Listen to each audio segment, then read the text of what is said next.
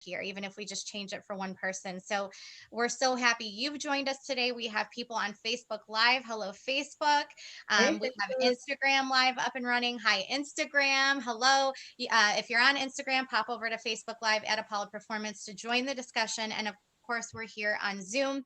Um, Before we introduce our guest panelists for this episode, I want to give a few reminders. Throughout the episode, you're going to see Melissa and me looking around, perhaps talking to the sky, and we might be on mute and you see our mouths moving. It's because we're also trying to field people over from Instagram to join us on Facebook and participate. We're monitoring the chat and we're making sure we get your questions answered throughout this discussion. So we're not daydreaming or flying off into nowhere. We're actually trying to pull people into this conversation, because the more people we can talk to today, the better. Um, and we want to make these conversations accessible. So please contribute. This is about sharing perspective with open hearts and minds. No question is silly, but we certainly want to hear your thoughts, but we want to keep this safe and respectful space for people to answer anything.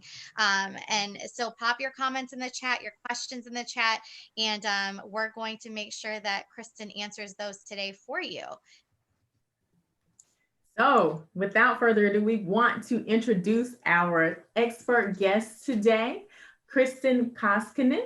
And just so you know, I'm going to stumble over that name. I'm probably going to call you Kristin a whole lot, but I do want to make sure that people know exactly who you are, because you're an extremely busy lady who's doing some great work out there. And we're just really, really happy to have you here today. So Kristin Koskinen is a registered dietitian who grew up dancing. Her interest in nutrition began when she was in her teens and danced in a pre-professional ballet company. There was a lot of talk among dancers about diets and weight loss, and we all know that that is a huge, huge thing here in the dance community, but not much understanding about nutrition to maximize performance or the disordered eating that often results from dieting. So now she is a resource for dancers and those who support them. Kristin owns a private practice where she offers nutrition counseling with a focus on performance nutrition. Performance nutrition. I cannot wait to dig into exactly what that terminology means. She incorporates functional aspects of food in her approach to help artistic athletes at all levels. Artistic athletes, that's another term I can't wait to dig into. Artistic athletes at all levels. Her integrative approach recognizes that nutrition isn't just about food you eat. It's important to take many factors into consideration, including environment, cultural influences, social norms, and body image, especially when working with dancers. She's an active member of the International Association for Dance Medicine and Science, Academy of Nutrition and Dietetics, Kristin? Yeah. And is a founding member of Dance Medica. She is regularly invited to speak on topics related to dancer health, including industry-specific podcasts, Dance Well, and Bendy Bodies. Kristin's a frequent contributor to media, including Dance Magazine, Point Magazine, Pop Sugar, HuffPost, Shape, Oprah, Live Strong, Healthline, Cooking Light, Forbes, MSN, NBC, and Today.com. You can find her on social media at her website, eatwellpros.com. Kristin, oh my gosh, thank you so much for being here with us. All hail. I know. I mean, and you came with this beautiful set that just makes me so hungry for some really, really, really good food. But before we dig into all of that delicious food you have around you, this is a much needed conversation for our youth and our adults who have really been conditioned with the mindset that is harmful, especially around food and dieting and weight. So tell us what drives you to continue to do this very important work in the dance industry. Yeah, thank you. So as you mentioned, I grew up dancing, and the diet culture was very strong, and I was pretty fortunate to escape my dance career without an eating disorder. However, in college, the stresses of life and everything hit in, and I did end up with a full-blown eating disorder. And they're no joke. They're really no joke. And there really, at that time, were no ready answers to get help. And so I had to figure it out myself, was really the way it turned. And it was a degree in nutrition and a lot of other things. And so I've taken my personal experience and and brought that to the world. And so I was working in dietetics.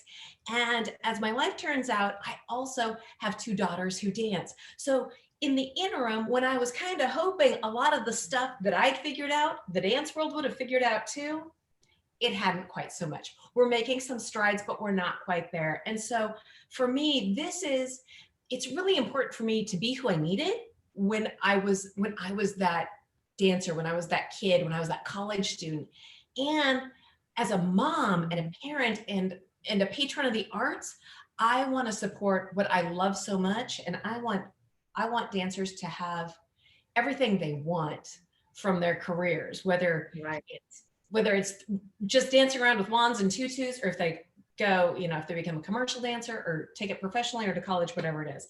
But if your body breaks down or your mind breaks down, you're not going to get there. So I want to be part of that circle, that wheel where we all have all these spokes, we all participate to help where I can. I love that. Yeah, thank you. Absolutely. And it is another person who's really diving in and seeing a pain point in our industry and doing something about it. And it's so important because we find it interesting with so many of these topics, industries outside of the dance community. They're adopting these thought processes and this information pretty easily. Dance is a little bit slower to adapt all kinds of information. Why do you think that is? Why do you think it's such a hard concept for us to grasp about nutrition specifically? Dance, I come from a ballet background, so most of my conversation is going to be ballet driven. We are very tradition. There's a lot of tradition that comes with it, and breaking tradition can feel like an insult. It can feel like we're hurting someone's feelings or telling someone they're wrong, or maybe introducing shame that shouldn't, when it's not about that. It's, hey, when we know better, we do better. But changing some of the tradition, and even the patrons, if we're looking at ballet, have expectations that they've been conditioned to expect, whether it's the thin body, whether it's all these things. And what we need to recognize, even within that tradition, is the tradition has changed whether we recognize it or not. So like with body image, it hasn't always been this, willowy, lithe figure. That was something that came in during a period of time. And now it's become not just thin, but ripped, shredded. How muscular do you look while still being, fitting inside a certain, size box or tutu. And so that tradition makes it hard. And I think sometimes the psychology, it can be really hard if we've taught someone something and then find out it's wrong. It's a lot of guilt that we shoulder. And I'll say this from being on this journey of evolution that I'm on right now, looking back at some of the thought processes that I've had about other things, and the way that's carried over into the way that I teach children or live my life, even with my own kids, and finding out that there's maybe a better way. It's a lot of guilt to unpack, right? Sometimes. And so I think we have to realize, and you can tell me your thoughts on this, but whatever has been done up to this point is okay. And I think Melissa Lee said this last week. However, now that we know that there is a better way, and now that we have the information, and it is scientific and it is evidence-based, and we have a responsibility from this point forward to do better. And I think that's what this series is all about, and it certainly applies to nutrition as well. 100% yes, absolutely. Yeah. So I want to dive in right in. Dancers or artistic athletes, which we love that term. We say that at Apollo, dancers are artists and athletes, and we 100% believe that. They're active, especially at the competitive level. And again, this conversation applies to any activity and any sport, but we're relating it to dancers. And specifically, I'm going to talk with this question about competitive dancers, because I think that's a whole nother level of rigor that they're taking on in their lives. But this applies to anybody, any dancers or any youth or children or anybody really. Their bodies require a certain amount of food to be able to sustain the rigorous schedules they uphold. And I'm not just talking about their dance schedule. I'm talking about dance on top of technique and strength training, on top of school, on top of the social pressures that they have, and just their family life and their responsibilities in their homes, right? And that's a lot to juggle for kids, and it seems to be increasingly hard for them to juggle those types of schedules. we constantly hear about them watching what they eat though, and them being concerned about how much they're eating, and people having these mentalities that, oh, I can't eat that, or I already ate this much today, I can't eat more. Should we be counting calories or not? What is your perspective on that? And is it really that simple? Well, it's really not. The answer is it's really not that simple. Yeah. So I'll start with the idea of calories. To a lot of people, that's a little bit of a nebulous term. And so a calorie is a measure of energy. Just like when we look at the thermostat, a degree is a measure of energy. We don't see little degrees marching around. We don't have little calories marching around. It's just a measurement.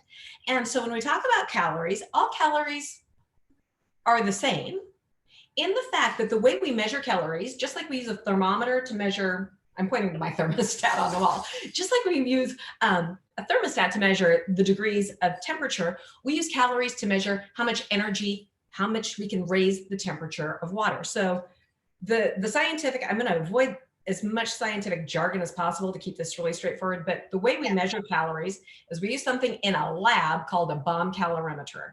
Basically, you burn the food, and however much it raises the temperature of a particular amount of water, that's how many calories are in the food. That's it. That's how we measure it. And so when we talk about calories, one thing that people don't know is they get real caught up in it because, it's labeling, or it's how many they saw in a chart, or what their MyFitnessPal or MyFitbit says. But calories, it was that one food or a collection of foods on that one day that were measured in that bomb calorimeter. When we look at the calorie count on a food, it can vary by as much as 20% one way or the other. A lot of people don't know that either. So even if you're looking and you are trying to count calories, you may not have an accurate count. We do not have a device on our arm. If you're wearing a FitnessPal, it really doesn't read how many calories you're burning. That gives you a false sense.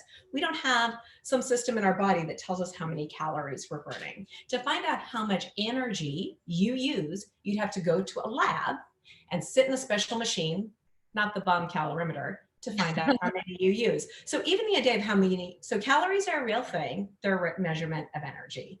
Counting them is can be real challenging because we don't know the exact number of calories in our food, and we really don't know the exact number of calories we're actually using in a certain day. What is it that dancers need to be more concerned about in terms of what they're putting in their bodies? So what is that thing? How do they know they're getting enough? What is, or any athlete for that matter, how do they know what to put in their body?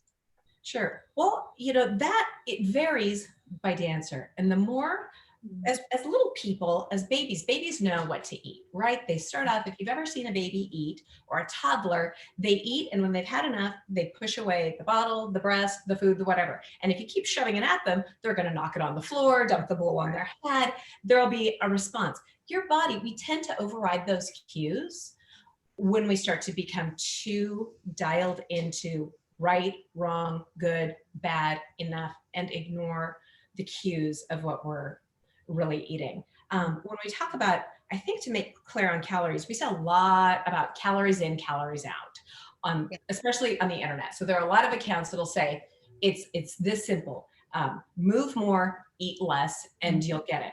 Yep. We've been hearing that in the medical community for a long time, and it clearly hasn't worked. When we talk about calories, a lot of people are talking about calories. We need to know why are we talking about them? Is it because you need to know how much energy to fuel yourself? Or are you talking about how many to use or burn or consume because you really want to lose weight, which typically means you want to lose fat? So sometimes we have to ask your why. So that's the first thing. Are we asking why in terms of how much we need to fuel ourselves, or are people saying what's the maximum I can have because I want to lose weight or I don't want to gain weight? And so they're kind of two sides of that same calorie. Yeah. And we have some people on Instagram chiming in right now. Stress makes me eat more. And so when you have these kids who are juggling these really full schedules, and it's really more than any person should handle at one time. But when they're juggling all of these pressures, some people are stress eating. I know I do that. So, right. How do we mitigate that? And how do we make kids more aware that they're doing that without creating these toxic body image issues? Right. Yeah. Stress eating is a very real thing. And in part because here's what we need to understand about stress.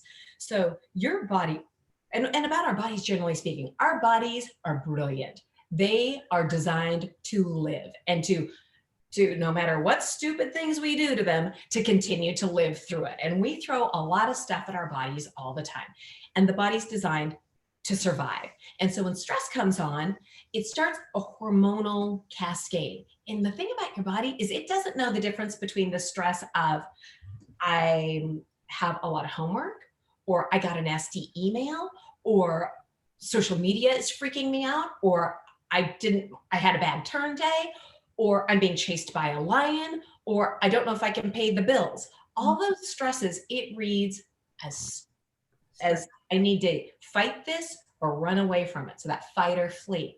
What happens is our body gets ready to fight or to flee. And so it starts, and we have a series of hormones that kick into place. One of those hormones you may have heard of is called cortisol, and it comes from the adrenal glands.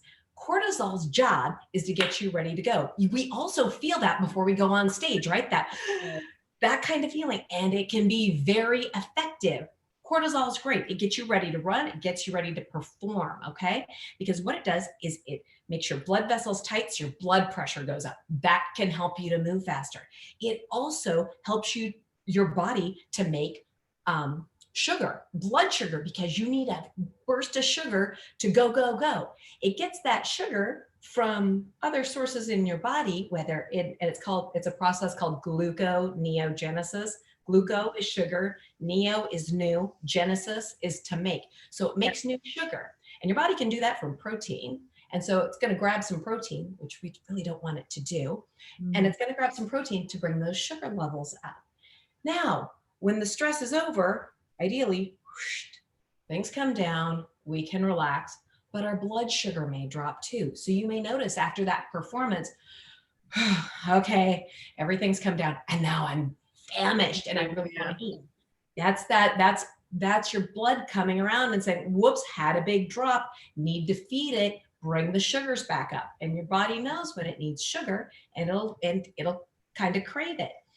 If you're at home and you're experiencing stress and it goes up and down, your body might say, oh, I need more food because I'm feeding this stress response. So that can be part of that whole stress eating thing. Makes a lot of sense. Thank you so much. And so again, just to recap what she's saying, Kristin, I'm hearing you say, ask why we want to count calories. If that's a topic and if that's a question on your mind, what is your motivation for wanting to count calories? And also be aware of the cues of when you're hungry versus when it's a stress related, when you're wanting to eat because you're stressed, right?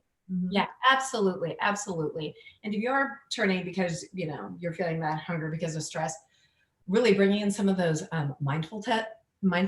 mindfulness techniques that we hear Ashley Lowry talk about, and others can be exceptionally helpful. So that can help in terms of lowering that stress. You may also notice after a time of stress that you get sick, like right after performance season, and then people kind of crash.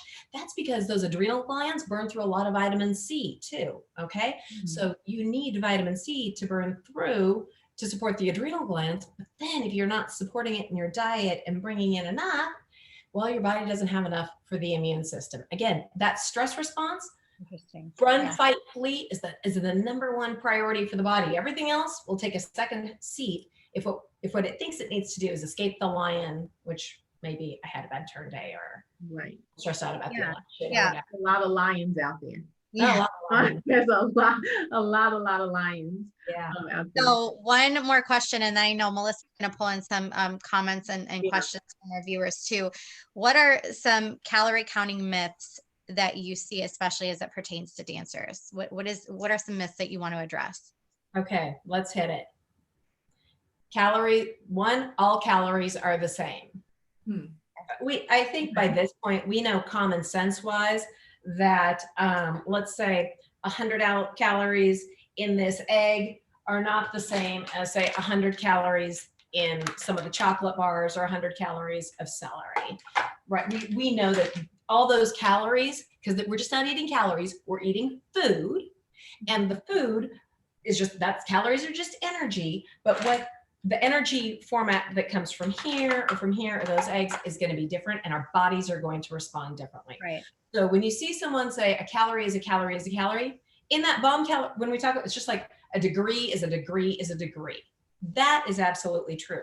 However, what people most often are thinking about when they're talking about calories is dieting and how calories impact losing weight. So I'm going to talk there. And then if people want to talk about more about how many calories to eat or how much energy and calories as fuel, we'll get there in a second.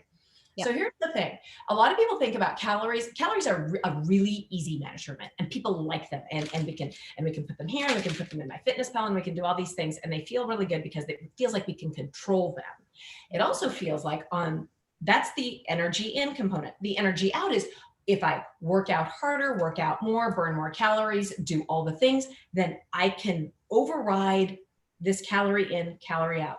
What most people don't get is most of the calories you use come from staying alive. It's called your basal metabolic rate.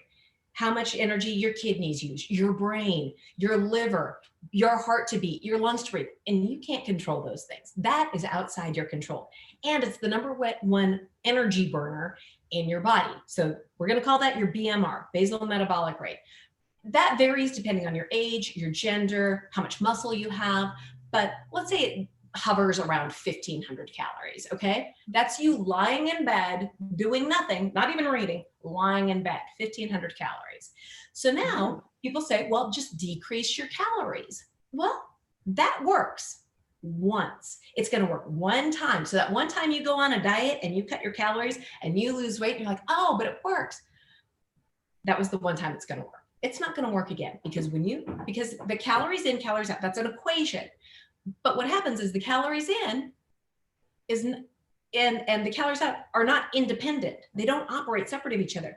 When you lower the calories in, this calories out from your basal metabolic rate, that energy that your body is doing, it goes down too, because your body is smart and it wants to stay alive. And if you're not bringing in enough food, the body starts to pick up on that and it says, whoa, I better slow down.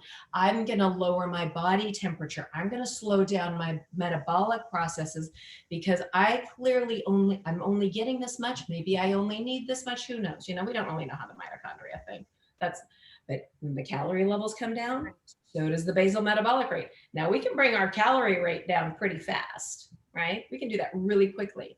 When this rate comes down over here, this basal metabolic rate, all that energy you need to stay alive, it does not go up so fast. So once you bring that down, it's going to stay here for a while. It doesn't do this up and down thing. This calories in, calories out, we can play with that all the time. So now, now we went from, let's say, 1,500 basal calories. Let's say we brought it to 100.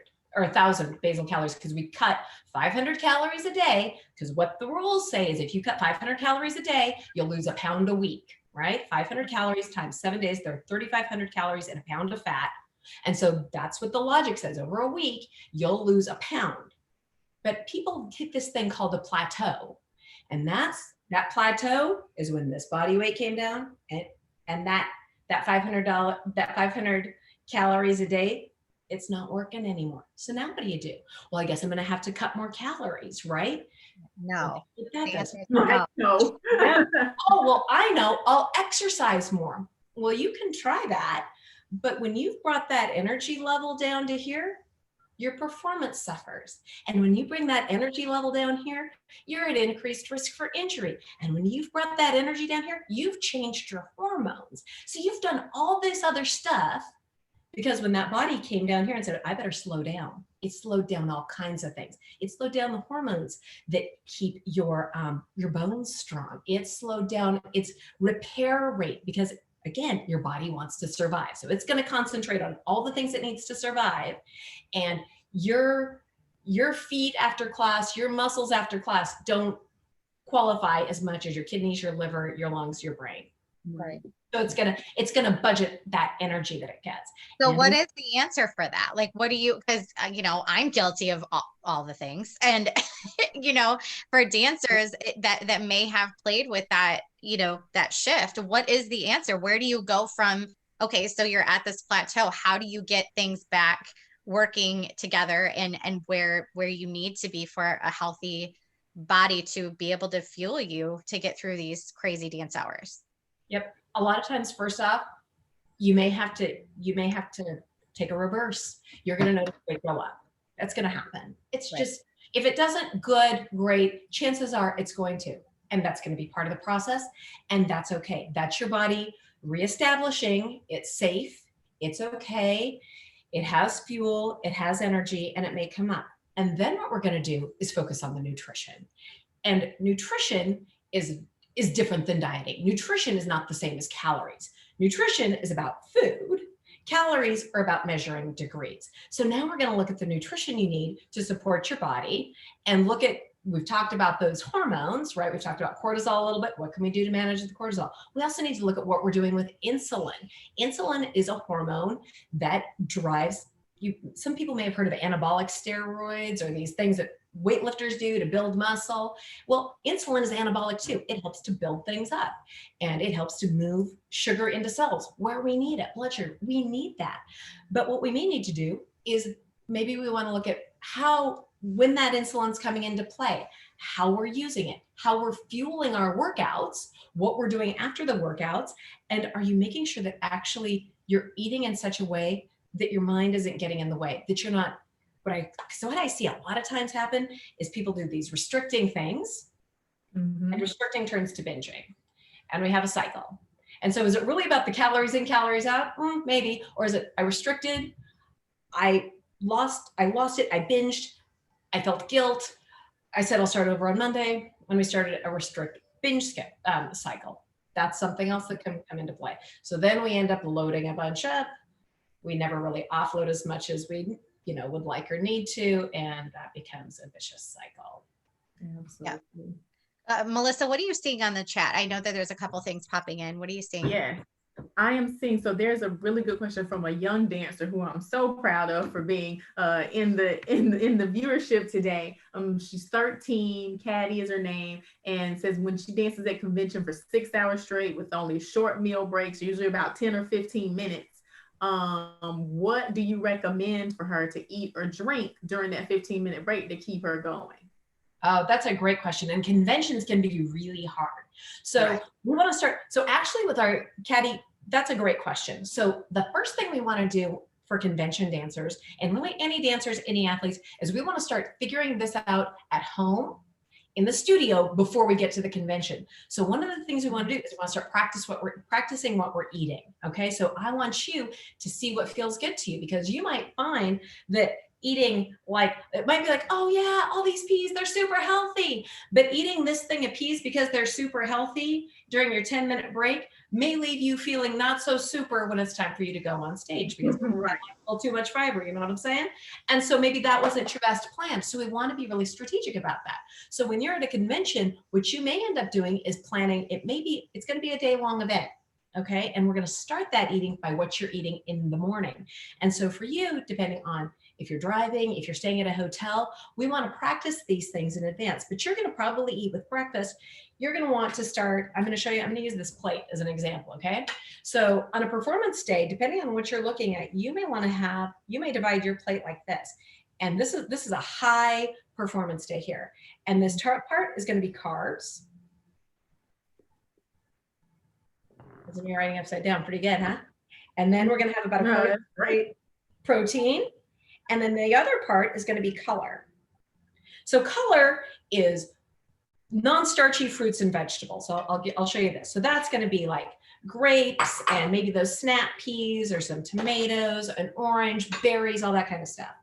Protein is going to be, you can get protein in a lot of foods. If it was breakfast, because you're eating in the morning before your convention, it could be eggs, it could be yogurt, it could be some breakfast sausage, it could be, stuff like that. And then carbs would be what we want, really complex carbs. What complex carbs mean, it means that they're long. They're sugars, but there's so many sugars strung together, it just takes your body a long time to snip them apart. And that means it paces out how much, it just gives you little poofs of sugar throughout your morning, which is what you want. And those complex carbs are going to come, they can be any number of things. I've got some potatoes here. People get all freaked out about white food and potatoes. It could be oatmeal, it could be crackers, it could be rice. It could be tortillas, it could be some toast, an egg sandwich, it could be any kind of things. So that's where we're going to start. Then while you're at the convention center or wherever you're having the competition, you probably want to pack ahead. One thing I recommend for competition dancers is plan your food. Again, practice these things during your rehearsal schedules when you're at home. See what feels good to your body. So here's something, so I use a lot with all my dancers is bentos. Okay, so you may get a couple different size bentos. Love these. I use these all the time. This might be, hey, this is going to be a meal bento if I have half an hour or more, and you might put like a peanut butter and banana sandwich in here. You might put, you know, a little bit of cucumber because it's going to be hydrating and help with hydrating you, and maybe like some tart cherries. I like to actually use frozen fruits and veggies in my bentos because it helps to keep things cold in here. And so maybe that. But I also would recommend that you have a smaller bento where you have little nibbles.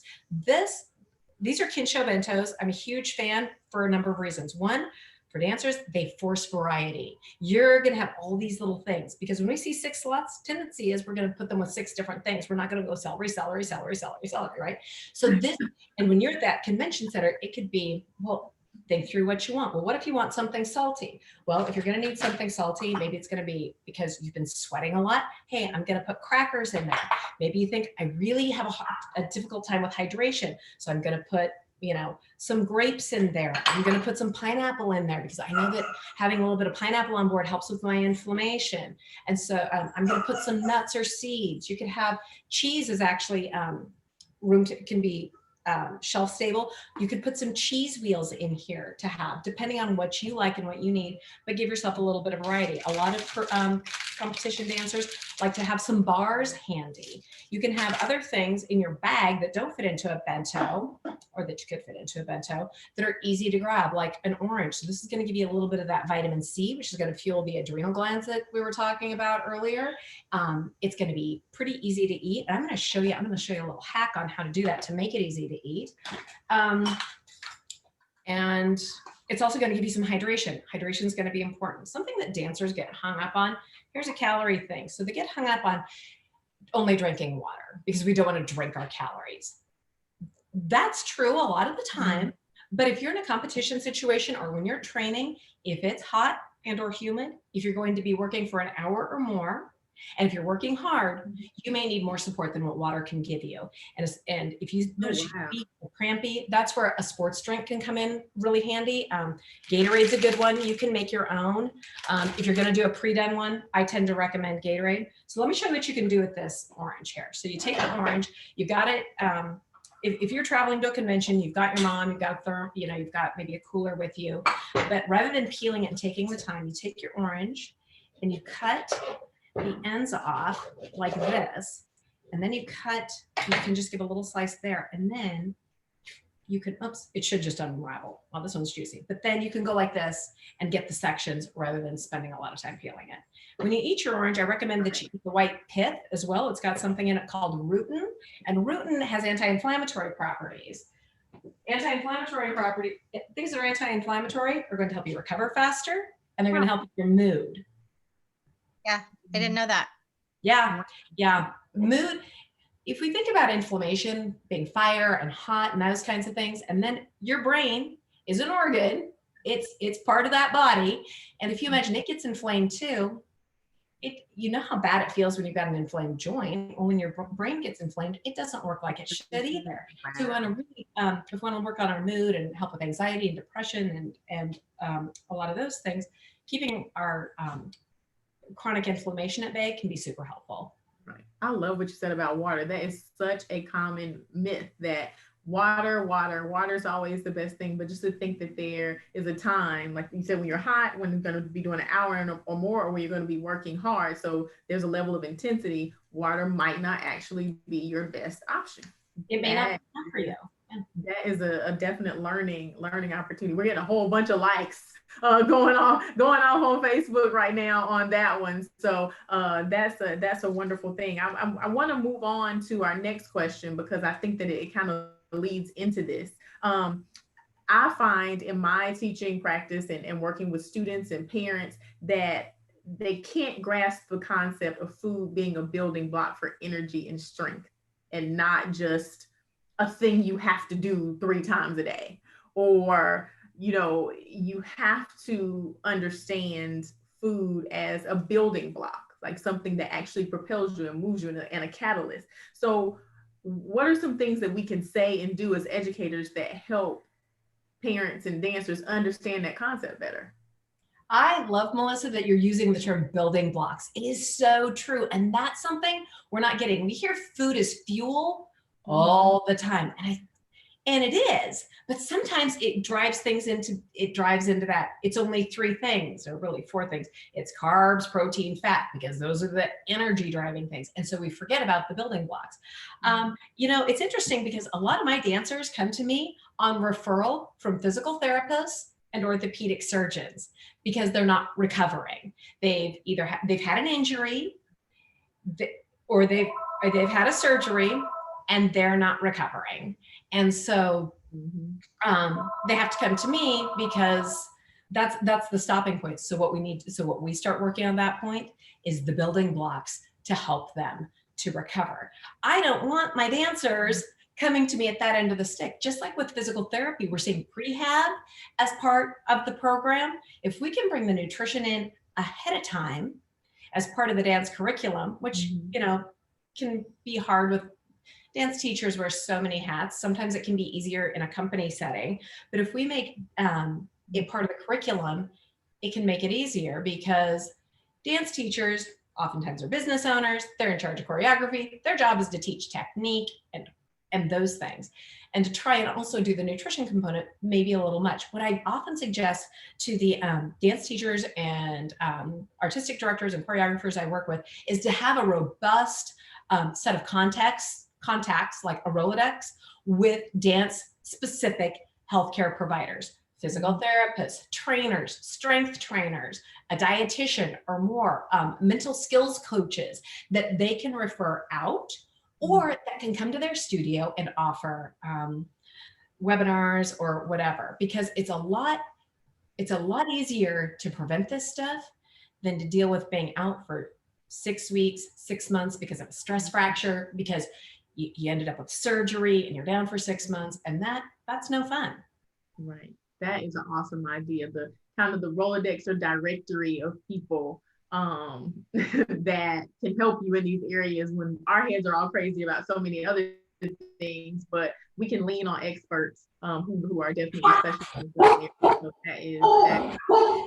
we have a question out there from Gina. What do you recommend dancers eat before class and after?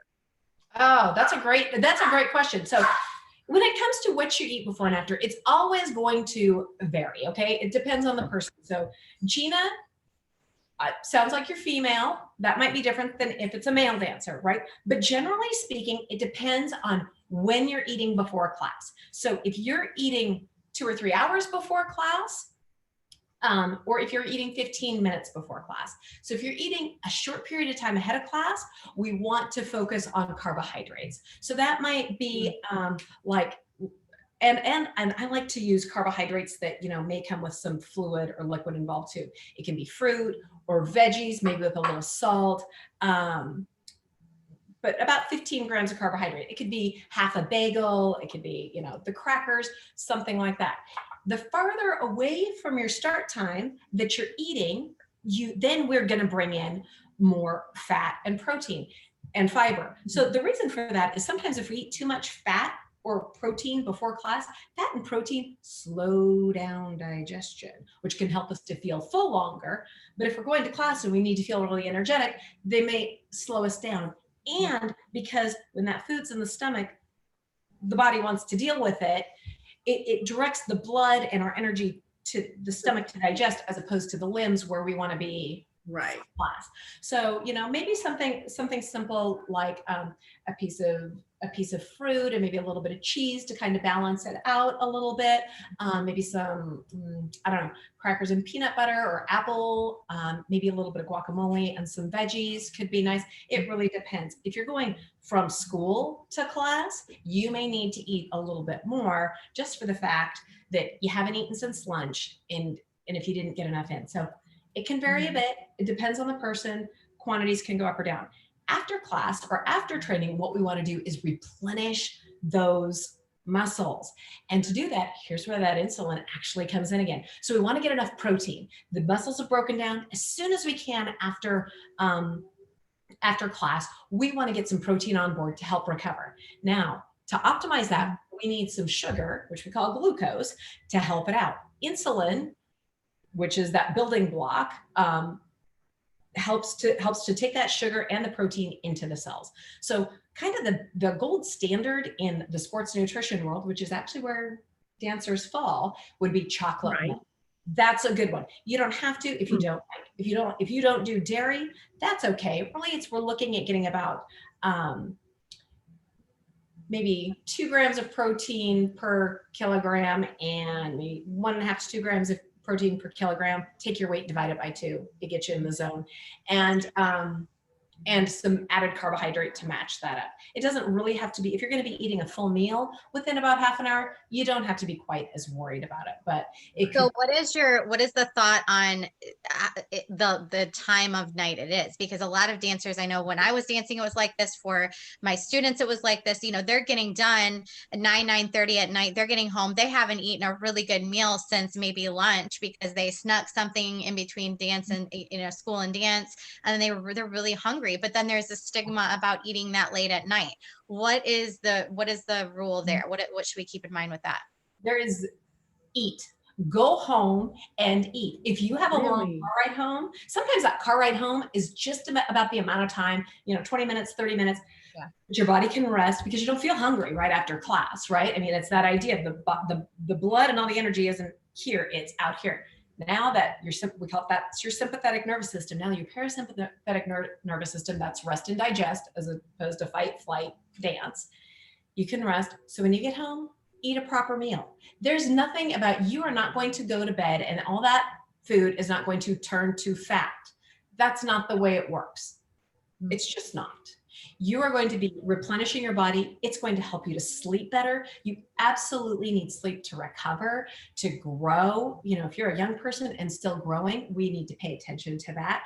There are a lot of parameters. So go home and eat a proper meal. If your parents have been able to put a dinner for you on a plate or something, do that. If it gets crazy and you need to have something packed away for you, you can do that too. During a standard work week, so now maybe what would that look like? Now we're going to take this plate and we're going to make it look like this. All right. So if you're during standard training, it's going to be about this much protein, about this much carb. A's are hard upside down, and about this much color. All right. So that's what your plate might look like at home. All right. The color could be like a mixed salad. And I don't have fat on here because we're going to put fat with all our food. Your protein, if you had, say, some chicken thighs or some salmon, it's going to, even some tofu, it's going to have some fat in it. Otherwise, put some sesame oil, some avocado oil. There's going to, the food that'll have some fat in it. Your carbs, maybe it can be potatoes, rice. Try and keep them complex if you can. Add some butter to your potatoes, whatever. And this is going to be maybe a leafy green salad, some berries. I like my dancers to eat tart cherries in the evening. It can help with sleep and it helps with recovery. It can help with muscle recovery and not feeling so sore. It's so great. Thank you. That's very helpful because it's very different. It's very great to see the plates laid out for before your training and after you're done, because they're very different. They look a little bit different. And knowing that you can eat that late at night, I think that makes a lot of people feel better, because I know for me, it's just like, right, I'm not working that kind of schedule right now actively, but when I was, it was like, I shouldn't be eating this late at night, but I really want to, and I'm starving. And it's like that battle in your brain of like, what's the right thing to do? Yeah. There is no 7 o'clock shut off time. That's nonsense. Yeah. That's great to know. a follow-up question, Kristen, to your tart cherries. So can you do dried tart cherries there? Or even what about, I've seen this before, tart cherry juice. What are the... Yep, you can do dried cherries. Just keep in mind when you dry things, you take the liquid out. So how many you eat is going to be smaller. You can do the, I use frozen cherries. Okay, you can use these. You can do the tart cherry juice. And even the research shows that even sweet cherries have benefits. So you can do that. So bring those in afterward. One thing that I'm going to add in for a strategy for my dancers, and this is moving kind of on the more sophisticated level of things, but when we're looking before training, one of the things that I recommend for pretty much all of my dancers is that they incorporate collagen into their diets. We've moved away from, our lives are so much different now than they were 100 years ago, that people don't eat slow cooked meat. We don't have a slow life. So slow cooked foods like meats and things that have a lot of collagen in them that people used to eat regularly just aren't part of our normal diets. And so collagen that we don't eat in terms of tendons and cartilage and animal skins, which a lot of people think, ooh, gross, so they're not getting it. So in terms of recovery and soft tissue health, I might recommend my dancers add gelatin to their bentos. If they're going to have a little snack, maybe they have a bento that they pack. So adding some Jello made with plain gelatin and orange juice, or having a beverage that has some stirred in hydrolyzed collagen can be really supportive. Thank you so much. That's all so helpful. Now, you mentioned earlier. Oh, go ahead. You mentioned earlier about brain inflammation and how, your joints feel bad when they're inflamed, and the brain's the same way. Can you talk about just briefly about the brain connection to nutrition? Like, a lot of people think about just diet and body image and how much weight you're getting, but there's a connection between what you eat and how your brain functions, right? A bazillion%, yes. Here's the thing. Mental health comes from your brain, which is an organ, which is part of your body. What you feed your body, you feed your brain. So the brain and mood have a lot going on. There's the brain itself, which is about 60% fat and needs fat to thrive. So anytime someone's saying low fat, toss out the egg yolks, get rid of the chicken skin, all that stuff, no, that's a bad plan. A lot of people get caught up in egg whites. And in doing so, eggs, so I'm going to use this egg because it has a lot in it. It has something called biotin, it has something called choline, and it has omega-3 fatty acids, all of which live in that fatty yolk. So the fat not only helps nourish the brain itself as a structure, but some of these components actually help with the metabolic processes that go on in the brain. So when people say that they have a chemical disorder or a chemical imbalance for the brain, what does that mean exactly? Where do those chemicals come from? Are we talking about nail polish, or are we talking about hormones and neurotransmitters? We're not talking about nail polish. We're not talking about medication. We're talking about neurotransmitters. We're talking about the structure of the brain and all that stuff. Back to building blocks, you've got to build. What do you build it with? Nutrients. So there are so many things. Number one, you need adequate amounts of fat in your diet, specifically omega-3 fatty acids, which you get in fatty fish, grass-fed dairy products, and pastured eggs, to name a few. You need enough protein in your diet now you've got all the muscles to build the neurotransmitters that do the stuff like dopamine, serotonin, all these things that we hear about. You probably don't, if you have a serotonin deficiency, you probably aren't eating enough to make enough. Something to consider. So let's build up that serotonin. You need specific amino acids to build these certain neurotransmitters. So if you're only getting your protein because you're eating clean from a vegan diet, you may not be getting enough of the right amino acids.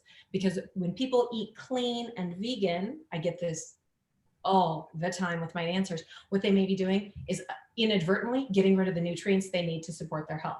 You need enough magnesium in your diet. Magnesium is present in over 300 metabolic processes. You need it for your muscles to rest and relax. You need it for your mood. You need enough iron in your diet to support your mood and your brain health.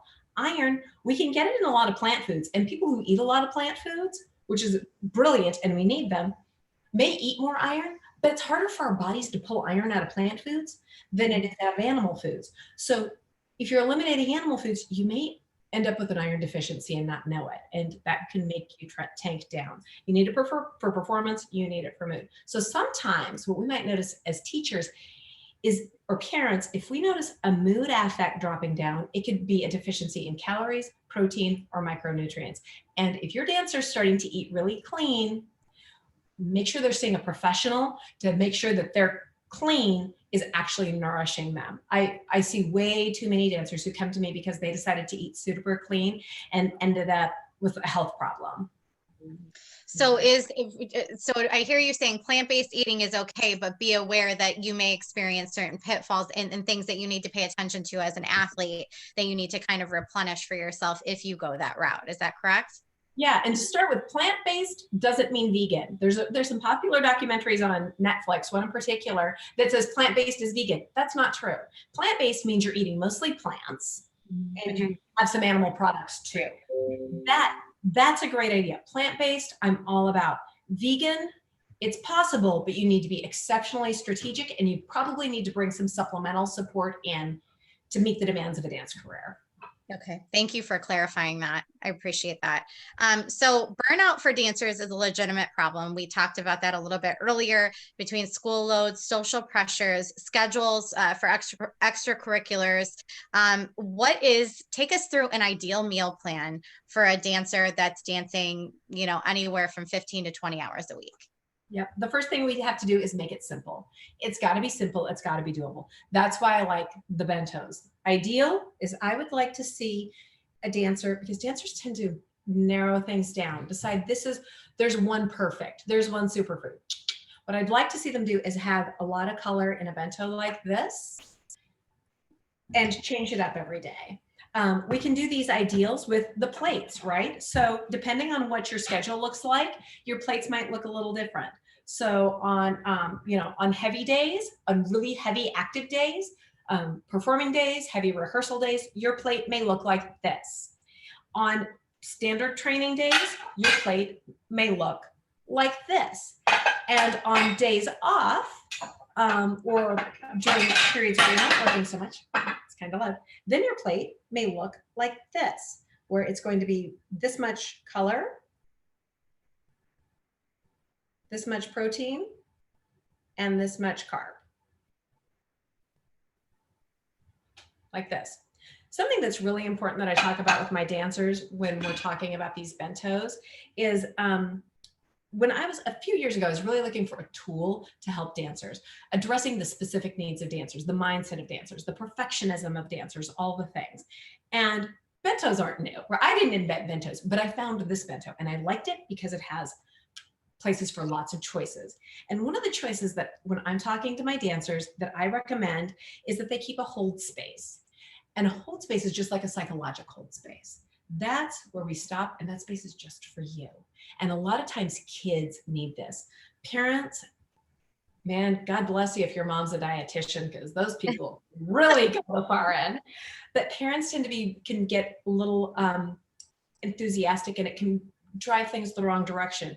We need our dancers to be able to make choices. We can have all kinds of healthy choices, but it also needs to be, what do I want? So the other day I put up a post about cupcakes, right? It was my birthday. So I chose this as my hold space for a cupcake. Why? Because it just really made me happy. I may or may not, sometimes I just like the way it looks even, but we need to have a hold space. And you might decide, you know what? In my hold space, it's going to be a big day. I'm going to need more energy. I'm going to put, an extra bar in. That may be what you need. You may say, you know what, my hold space, I just kind of want to have some of this, and that's okay. And then you put that in there. You may decide that it's a love note to yourself. Okay, so I'm going to ask you an honest question. If I'm being honest, my hold space would have a cheeseburger in it. Is that okay? Totally fine. I'm just saying it would. Totally fine. It's totally fine. And then make sure you've got the other things that are supporting your health. It's not going to fit in this. We're going to have to move you to this size. Well, no. Like, if you're giving me that kind of freedom, I'm going to put the cheeseburger in there.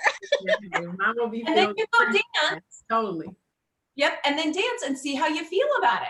And if it's like, that was an awesome idea, it was great. Or maybe that comes on my rest day.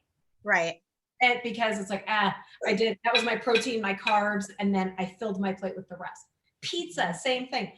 Pizza's not a cheat food. It's, well, how does it work in? Well, it's got some protein, it's got some carbs, and then, put some other stuff with your plate. Yeah. So you feel good. Yeah, no, thank you. Thank you for indulging me on that. Because all of honesty here. So how can studio directors, educators, and parents help support their dancer treat their body like the athletes they are? I know, even there's some hesitation with studio directors, and not on just this topic, but on so many of the topics that we address about, taking a stand on any of these things with their students, because people go, your job is to teach dance. Your job is not to do anything else. That's the parent's job. There's a lot of discussion about that. Yet this dance educator, the studio director, is an instrumental person in the village for so many of the children that go there. It's a second home. In many cases, they're at that studio more than they're at home. So, what is our responsibility in terms of supporting our dancers? And should dance educators be hesitant to approach nutrition with their dancers? Well, I think it goes back to that idea of having the Rolodex.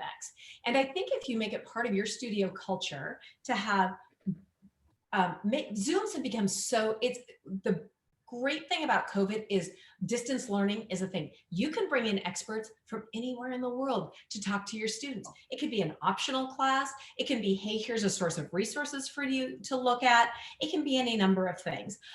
You might want to have a studio protocol that we hope it doesn't get to the point of looking at disordered eating, but you're exactly right, Brie. The dance teacher is going to see things before maybe the parent does. It's not that they're bad parents. It's just dancers are at the studio. It's the reality. I have had to have some really hard, unpleasant conversations with parents for red flags that I've seen.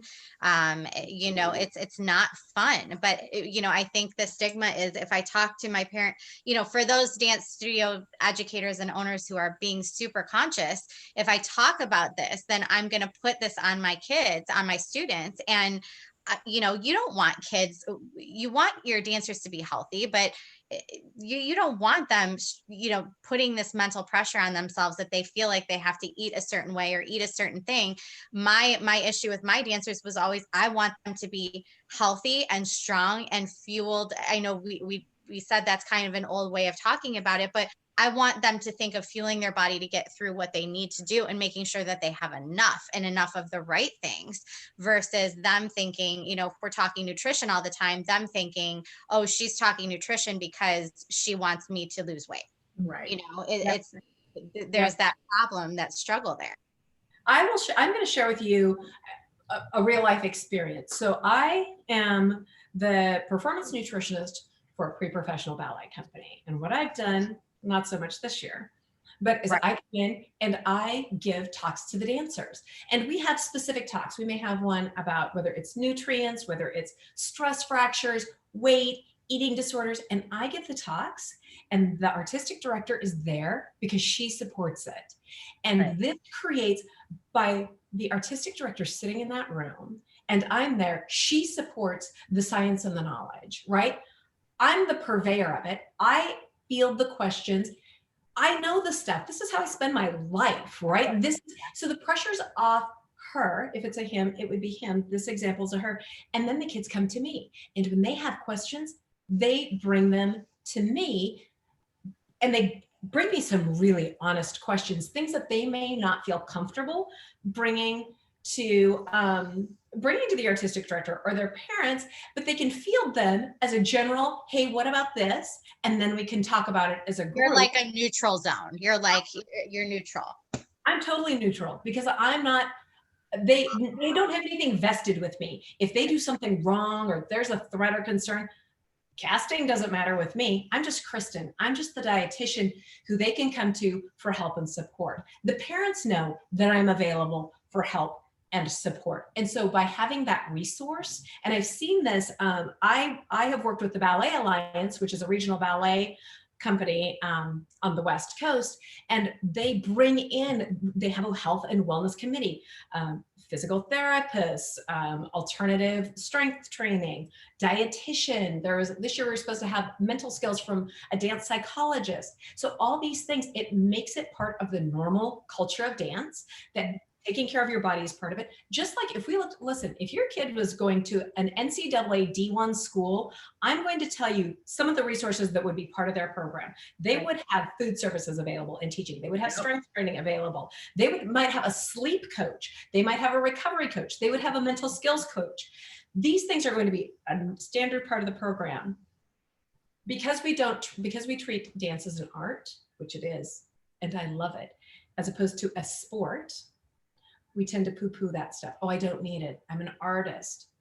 Sweetheart, you need it.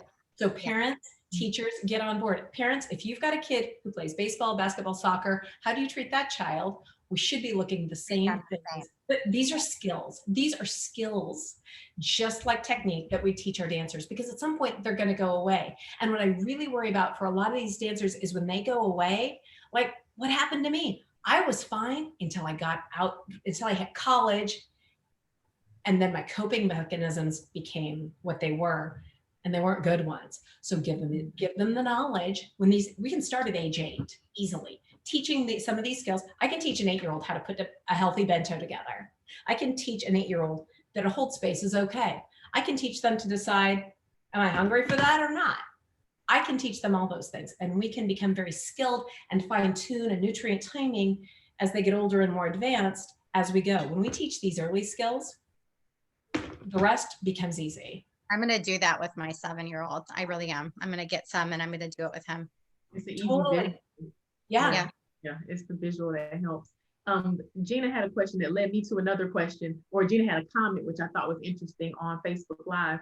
She said, I feel like nutrition has become a negative word for dancers. It takes the food out of food and makes it about nutrients and calories and carbs, etc. And when she typed that, which was a great comment, thank you so much, Gina, I thought about what are some of the words that we're using, like fuel, like diet, like more calories in and less calories in and more calories out. Like, what are some of the terms that we're using that might be damaging, and what are some better terms that we can use? Yeah, one of the terms that I really hate is burn off. I hate that term. I really don't like the term calories. There's certain words in I'll go with a lot of things. I'll flow with a lot of language in my house.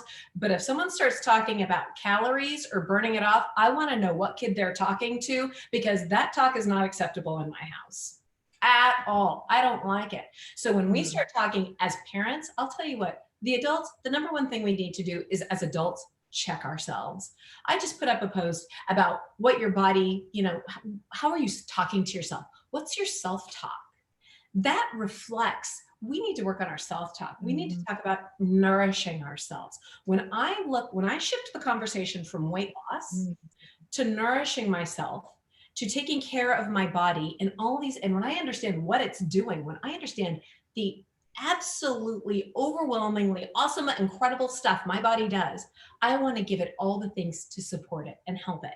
And when I look, and sometimes that means, and I want to have some candy too, and that's okay. But bringing it in, that's that function, that's that part of your life, and not building out and culture. Our culture is so important. If we start ruling out Christmas foods or special celebrations or what we do for any of these things that make us who we are, we're going the wrong direction. Right. Yeah. Food is not just food, and it certainly is not just calories. Katie is saying, this is kind of embarrassing, but what causes bloating and how do you avoid it based on the foods that you choose? That's a great question, Katie. It's not embarrassing at all. Totally. Katie, that is an awesome question. Okay. The answer to that is it depends. It can be a lot of things. The first thing is it's your gut bacteria, most likely. Okay, you got something going on in your gut where you've got either too much of the wrong bacteria or your bacteria is out of sync. So you have 4 or 5 pounds of bacteria in your gut that are working full time for you, including building some of these neurotransmitters we talked about, like serotonin. That's that feel good hormone, right? Neurotransmitter in your gut. So if you're experiencing bloating, it can be several things. One, you may have some what we call dysbiosis going on. So maybe your gut bacteria is off. Why that's happening could be a number of reasons. So sometimes what we do to treat that is we can look and see, do certain foods make it worse? So there's something where for some people, like apples, they eat an apple and they blow up like a balloon. It can be onions, garlic. There are a whole bunch of them. For some people, it's like, I'm fine if I eat 2 slices of apple, but if I eat a whole apple, I go down. So that's something that we can work with, that may be a diet specific thing. Another thing that can be a problem is you're not digesting your food. So if you're huffing your food in, eating too fast, not sitting down. So we're going to take a little second here to talk about mindful eating. Digestion starts in your head. It starts in your head, okay? It starts when you see your food, think about your food, smell your food. The digestive, when you start thinking about food, okay, lemon drops, your mouth might start salivating. If I'm talking debris, cheeseburger, right? Okay, hamburger, all the things. We start here, and that indicates that's our first step, as opposed to stress, where we're going the opposite direction. Ooh, I'm starting to relax. I want to get into eating properly. Then we see the food, we smell the food, we may touch the food. Eating with your hands is actually a really good idea because it brings the food, it gives us a multi sensory experience. Then eventually we're going to actually put this food in our mouth and chew it. You have digestive enzymes in your mouth that start to break the food down right away. If you're slurping your food in, if you're in a hurry and not chewing, one, you haven't broken it down enough, and now it's hitting your stomach in a block. Two, you didn't give that food and those enzymes a chance from your saliva to mix with the food to start breaking it down. So it gets to your stomach, and then it's got to pass your intestine. Well, if it's not broken down enough, well, now it's hit your intestines and those little bacteria, and what it's supposed to do, it can cause some bloating. Okay, so improper chewing and eating can be a cause. If you're taking any sort of antacids, so if you take Tums for calcium, I'd ask you to stop. If you take antacids or proton pump inhibitors because you have an acidic stomach or you get heartburn, that could actually be it. If you're driving down your stomach acid, then you're not going to digest your food properly. You may end up not digesting protein properly, and that can lead to a bunch of actually end up with some mood disorders, because now you ate the food, but you can't assimilate it, right? You can't absorb it. You can't get it where it needs to go. Right. So those are some of the things. Totally beautiful question. I feel like we could talk about this like many times. So we're going to definitely have you back and expand on so many of these topics. But what is the one action you want to take? We like to give homework, right? We like to give an actionable item. What is that action that you want our listeners and our viewers to take between now and next week to start making progress in this area? You've given us a lot of resources, a lot of things to think about. What is the biggest thing for you, their homework? That is such a good one. Okay, if you're an artistic director or a teacher, I would ask you, please never weigh your students. Don't ask weight. If you don't know how to read lab values like hemoglobin, hematocrit, ferritin, then you don't know how to read weight. Kindly don't weigh your students. Don't ask their weight. Don't have it on a contract. Absolutely, emphatically get rid of it. I would beg you to do that. Studios that have done that, I've seen turnarounds in student mood, behavior, retention, health, like you can't believe. Number two, I would ask you to change how you think to yourself. Let's really start with the head. Okay, let's start with the self-talk. Let's change the conversation with ourselves from eating, I'm good because I eat that way, I'm bad because I was so bad. I was so bad. Oh, that's another one. No, you're not bad and the food's not bad. No, no, no. We're going to change that self-talk to, what can I do to nourish myself? Sometimes I'm nourishing my body. Every once in a while, maybe I'm nourishing my soul with this, right? Maybe it's a cheeseburger. Maybe it's my family, right? So we're going to think about nourishing and how we can change our self-talk and catching ourselves. If you start to have those I'm good, I'm bad thoughts, stop. I don't want you to do that. And where can everyone find you? You said it's eatwellpros.com, right? Is your website. And you do consultations with studios and with individuals. Like if a parent wanted to contact you, do you do consultations with people like that individually? I do all the time. And I see clients from New York to California Florida, Washington, and everywhere in between. And So do you work virtually? Can you? I work virtually. Awesome. Yep. So Yep. yeah, that's amazing. So for anyone watching this now or later, Kristin Koskinen, she's with Eat Well. She's a registered dietitian, and you can find her at eatwellpros.com. She's challenging us this week to practice mindful eating, which means slowing down, make sure we're chewing our food. Digestion starts in the brain, I heard her say, which is that's a great reminder. And kind self-talk, change the way that we're talking about food and the way we're talking to ourselves about food. She's given great suggestions today about bento boxes, which I am definitely going to get some and practice with my 7-year-old. And there's also a group, Health Made Simple for Dancers. It's a great resource. It's a Facebook group, so check that out. And of course, you can always take the Steps 2020 initiative. It's a 4-part virtual course series. Nutrition is part of that conversation, and it's free, so there's really no reason not to. But if you go to Instagram at Apollo Performance and click the link in our bio, you can start that course today, again, for free, or you can find it on our website, apolloperformance.com. So we're definitely going to have Kristin back and continue expanding on this conversation, because it's certainly bigger than the time we have today. But definitely check her out at eatwellpros.com. And Bree, I would say I'm really available and I respond to messages. Find me on Instagram, Kristin_Koskinen_RDN. Follow me there. I talk about bentos. I talk about these things. And yeah, I love it. I'll Thank see you. you soon. So helpful. Wonderful. Thank you. Thank you so much, Kristin. That was, I had a number of light bulb moments. Light bulb moments for me. And I know I'm walking away nourishing my body, nourishing my body. So thank you so much for being with us.